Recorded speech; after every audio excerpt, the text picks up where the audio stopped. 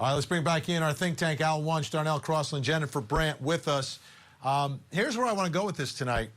And I want to talk about the role of podcasts.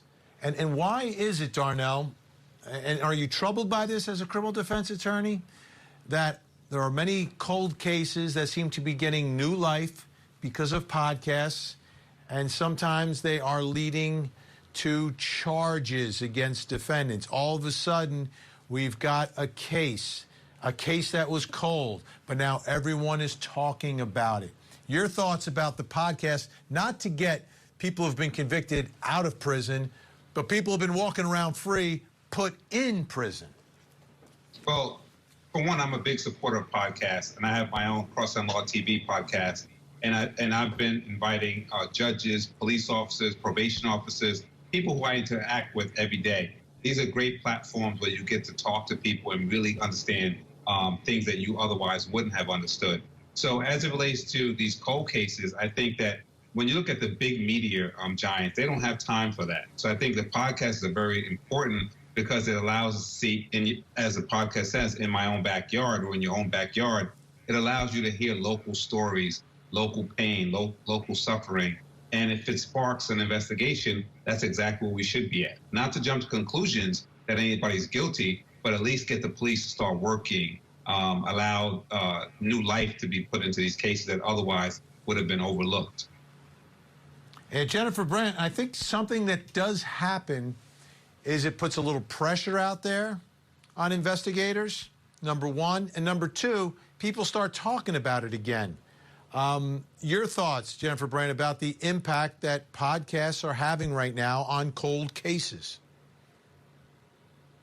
Well, even though Darnell has not asked me to be on his podcast, I do believe that they have a lot of value, and for the reason that Darnell said as well. I mean, they are allowing investigators who may not have the resources to cover these cold cases, and allow them to start looking at them again, and allowing people with boots on the ground to actually bring up stories that had happened and reinvigorate maybe cases that are a bit stale. So I think they're a great thing. Al, sometimes when we cover a story when it's first happening, investigators want us to just be quiet, don't talk about it, don't talk to anyone, just kind of go away, wait for our press conference, etc. But here, you're talking about podcasters, and some people, they all have different backgrounds. Some are journalists, some are just very curious people, some are just starting out, others may be retired law enforcement. But does it trouble you at all that the cold case units and the investigators aren't solving the cases, that it has to come from pressure from podcasters to uncover new things and new leads? Well, first of all, I'm troubled because Darnell has done 3 podcasts about me, and they've all been complete lies. Okay, so that's the first thing. The second thing is that a lot of these podcasts have agendas, and they can be very dangerous. If they come up with a conclusion as to who they think did it or who it gets pointed to, that person is almost convicted in the media. And then that person almost needs a trial in order to be able to prove his innocence, which is contrary to what our government has and our laws state. So it gets to be a little scary. I've seen too many of these podcasts that have, as I said, a set path, an agenda that they follow with the belief that this is the person that did it. And then when it turns out that's not the person that did it, and there was a story about a murder in California, it turned out that they had picked on this one musician who it turned out was actually in Mexico at the time of the murder, but everything pointed towards him, and he was getting death threats.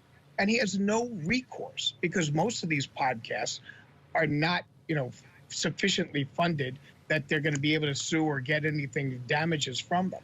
So we have to be very careful with these podcasts because everybody has, as I said, an agenda, and it's not the best thing in the world. The cold cases need to be solved by the police department. And the police department has cold case squads. We're seeing more and more cold cases being solved because of DNA improvement and things along those lines. So, but now they're not necessarily paying attention to these cold cases, and the podcast sort of make them pay attention. So I think you're wrong there. I don't think that the police there's enough police and enough resources to really pay attention to these cases. I mean, look how long it took for the police to get back on this case, and this poor woman has been dead for how many years? And now we're talking about it. Look at the father. I mean, he's an old man. I mean, really, I think the podcasts are a great service because they bring attention to cases that may not otherwise get it.